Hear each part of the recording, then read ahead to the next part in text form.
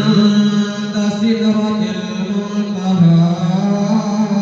عندها جنة المأوى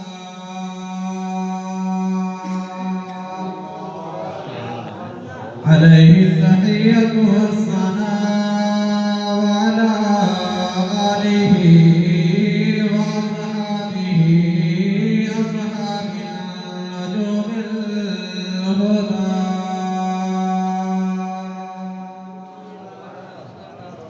أما بعد فقد قال الله تبارك وتعالى في الكلام المجيد والفرقان الحميد فأعوذ بالله من الشيطان الرجيم بسم الله الرحمن الرحيم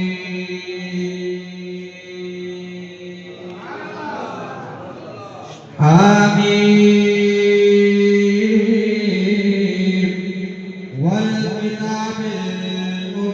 المبين إنا أنزلناه في ليلة مباركة إنا كنا منذرين فيها يفرق كل أمر حكيم